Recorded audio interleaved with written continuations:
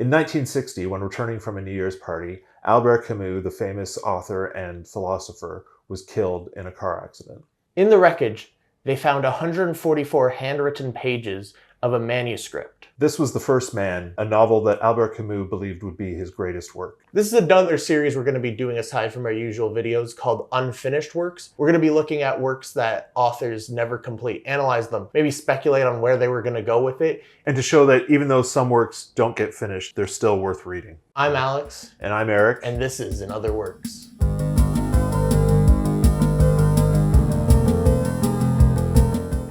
What do you think of the book? I honestly, from what I read, yeah, I think Camus might have been right that this would have been his greatest work. But in the state it is in. But in the state it's in, it's hard to say. Because what you have is a bunch of pages of actual manuscript, just like reading, it reads like a novel.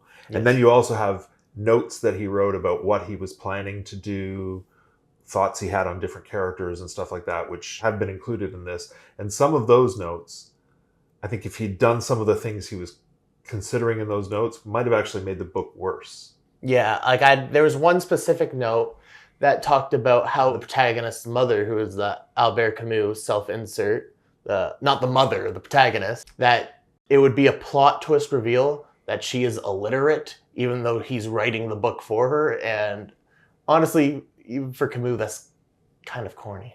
And I think part of the effectiveness of what we read is knowing already that the mother is illiterate and partially deaf, and the difficulty they have in communicating as mother and child, even though it's like deep love between them. Yeah. And I think if you take that away, I think you take away a lot of what's in the novel so far anyway. Yeah, I agree. I think that would have been an absolutely terrible decision. But because it's a very autobiographical book, it is true that Camus' mother is illiterate and has hard of hearing.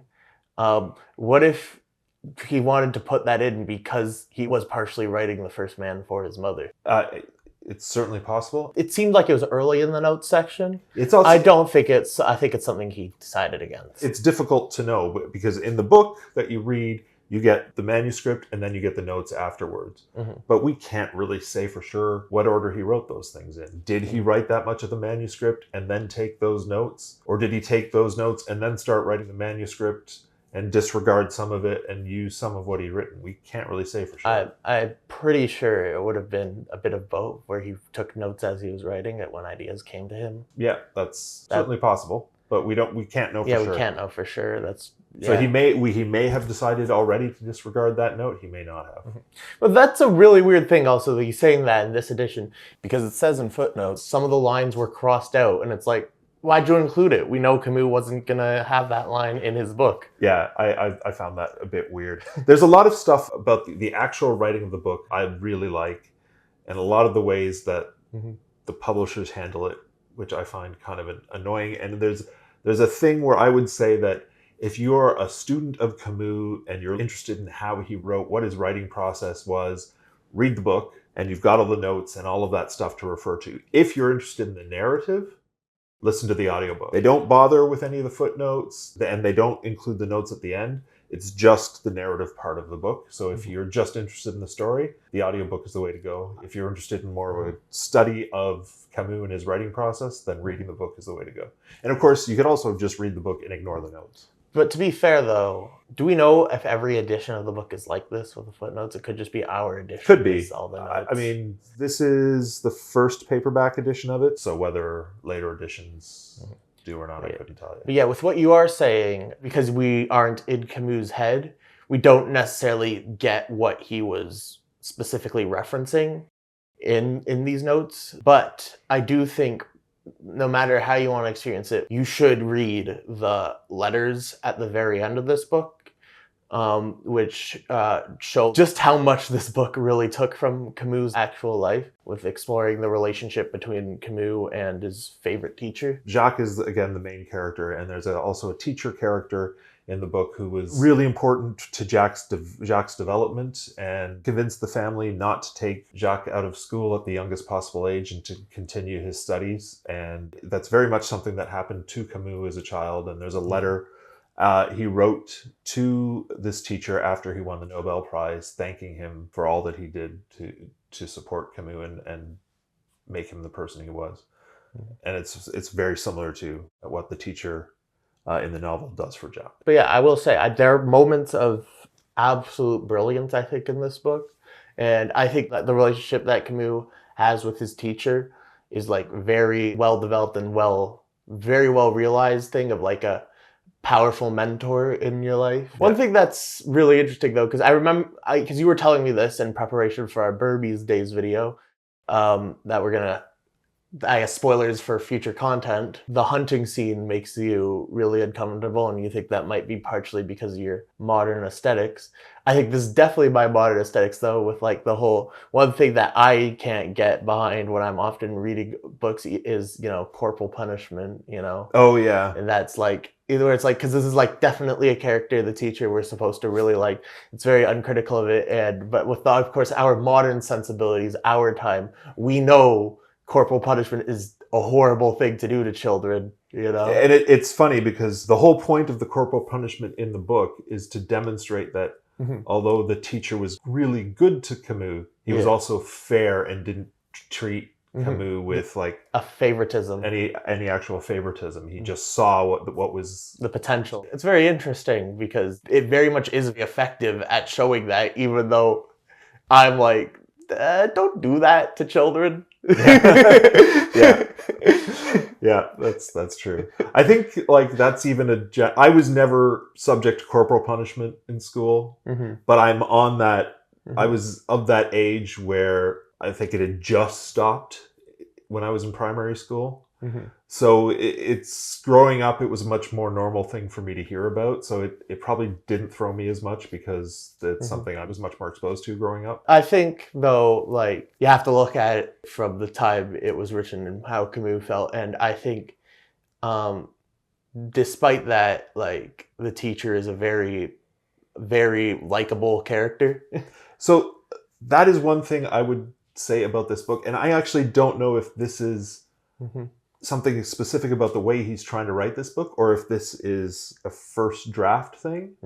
This is the book where most of the characters really seem like fleshed out real characters. Like they seem like people. Like they don't seem like stand-ins for a philosophy, which as much as I like a lot of other Camus works, I get that feeling from reading some of his other stuff that I don't get at all from this. I don't think and that's why I think I think this might have, if he'd finished it, this might have been my favorite Camus. Yeah, I don't think that's a consequence of the first draft. I think that is this being a semi-autobiographical story that led to this. I don't think that is something that would have changed in future drafts. Okay, yeah. I agree. I think that the character writing is easily this book's strongest point. Yeah. And the reason why we say this could have been his best work, but it's not, though, is I think even though some of the notes were not crazy about the direction he might have taken it, if he did elect to ignore those notes we weren't crazy about, the finished novel definitely very much could have been his best work. A lot of our problems with this current version we read have to do with the consequences of it being a first draft. Like, most of the paragraphs even, I'd say, are overly written, like way longer than they need to be, and need trimming down. There's also some odd inconsistencies, like in the novel starts with the birth of the main character, and it starts with, well, more specifically, it starts with his parents moving to a new town, and the mother is going into labor as they're moving along. And in one passage, it talks about them being in a wagon, and the mother has her arm around a young boy who is obviously the main character's older brother. Like 2 paragraphs later, they talk about how they left the brother, the older brother, their other son, back in the town they were just moving from, and that he was going to come later, right? So that's definitely a first draft problem. And also, Camus still hasn't figured out all the character names yet, and so there'll be points where you'll see him switching between 2 different names for the same character, not in a Dostoevsky sort of way, but these are just 2 different names. He has not decided on a name for the character yet. Which gives me the benefit in this video of not having to remember character names, which I'm terrible at, and I can just talk about the mother, the grandmother, the uncle, and not have to remember their names, because Camus couldn't remember their names either. Yeah, and it's so funny too because like one of the chapter names, like the chapter name where we're introduced to the uncle, is called Etienne, and even that name isn't consistently kept. Yeah. Like I think sometimes it's Ernest he's called. Yeah, I can't remember. Anyway, yeah, that's definitely first draft stuff that, Yeah. would have been resolved and is not something to actually complain about, because it is definitely, you have to keep in mind that you're reading a first draft. It is something to complain about in the sense that like it makes us not enjoy this as much as his other works. But when we speculate on what this could have been, we know this wouldn't have been a thing. The novel, I guess, finishes fairly early into it. Yeah, like it's not a small book.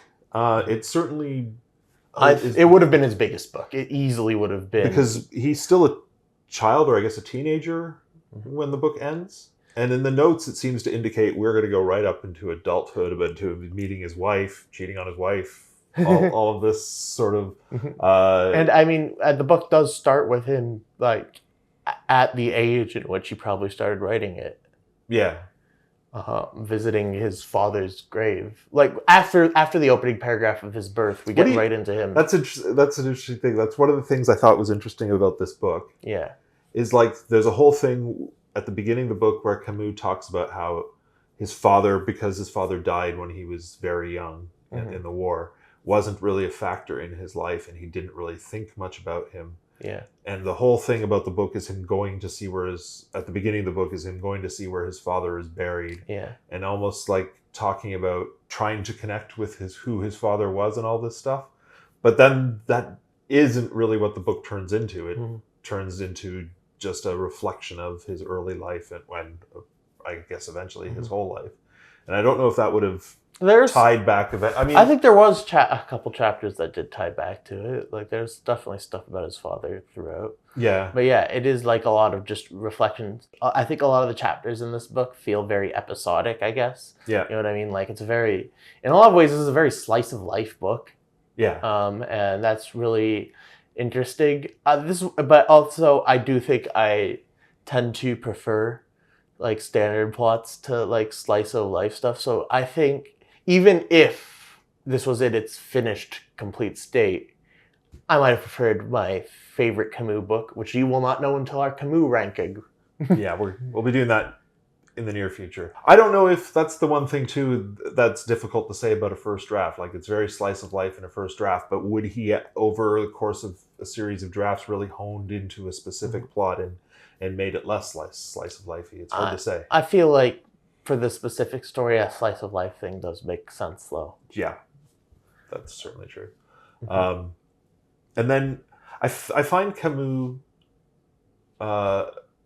in this book, and I think it maybe is an insight into some of his other books, he seems to be very self-critical and is willing to show, like, even the way he judges, like both loves and also judges his mother and his uncle, where he seems to be pretty hard on her for not being literate in some ways, and in other ways accepting that. But it can kind of be ugly in some points, his point of view, but he doesn't shy away from that. I wonder if that sort of is a reflection of sort of how his other novels don't shy away from that sort of ugliness. It's funny because I think a lot of his philosophy is about, like, and obviously with The Stranger, a lot of uncaringness is, I guess, in it, obviously being the founder of absurdism.